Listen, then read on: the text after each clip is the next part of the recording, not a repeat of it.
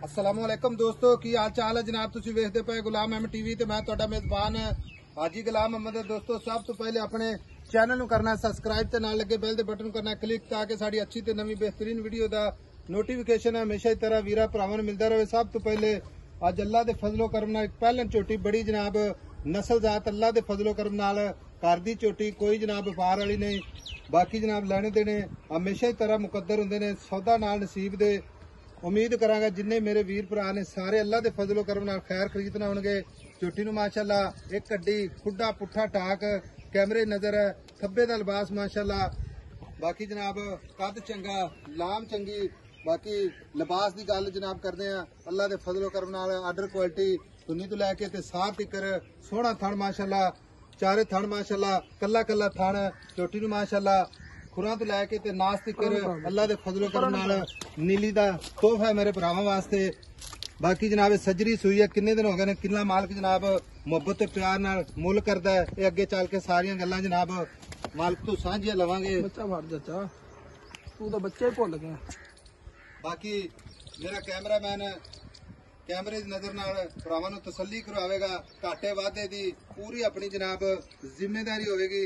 बाकी निकी निकी सिंगी माशाअल्लाह कन्नी वलायत लम्मी माशाअल्लाह एक कड्डी खुड्डा पुट्ठा टाक कैमरे की नजर है। बाकी जनाब सारियां गल्लां मालक तो सांझियां लैने जनाब किन्ने दिन हो गए ने सूई नूं किन्ना बौला या दुध करती पई है माशाअल्लाह जी। गाड़ी पिछाड़ी कैमरे की नजर है तोहफा वीरां वास्ते अल्लाह दे फजलो करम नाल माशाअल्लाह। चाचा अस्सलाम वालेकुम। वालेकुम सलाम जी। की नाम दस्या? मोहम्मद अरशद। भाई मोहम्मद अरशद झोटी आपने कर दी है? बिल्कुल कर दी। ठीक हो गया। ये वीर भरा वेन ने जेड़ियां जनाब गानियां कड़े पा के जेड़े पाने व्यापारी दा माल हाँ बिल्कुल नहीं मेरी कर दी। सादा जे बंदा तो माशाअल्लाह है ना गली व्यापार ना कोई नीवी ना कोई उच्ची। मगर कट्टा है? कट्टा। चाचा सूई नूं कितने दिन हो गए? तकरीबन 5-6 दिन हो गए। 5-6 दिन हो गए मगर कट्टा। हाँ जी झोटी आपने कर दी बिल्कुल ठीक है। ते गल इस तरह की चुआई दे विच वाधा बिल्कुल हर पासों साइडां साफ हाजिर वक्त अपने को सफर करके आ जावे आप आधा किलो घट दस दी कोई मसला नहीं। हाजिर वक्त जरा गारंटी का चुआ देना वो दसना जरा करती तकरीबन 14 किलो गारंटी ना। बाकी दुध तो है इंशाल्लाह नस्ल जात चंगी है बिल्कुल जेडे घराने दी इंशाल्लाह हुण हर बंदे तो उत्थे बैठे नहीं ना आप दस सकते।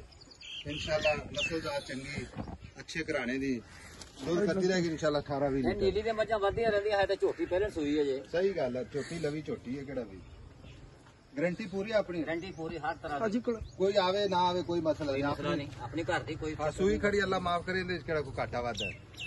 हुण पैसे दसने तेनू ज्यादा स्वाद पास करिए तू केड़ा व्यापारी जवाब अपन टाटर दे जाएगा। सही हुण गल इस तरह दी है जेड़े पैसे लेने ना चाचा वो ही दस दे डिमांड नहीं करनी आई समझ इको ही गल करदे हाँ या ना च भाई साहब इन्ने दी झोटी आप बेच देनी।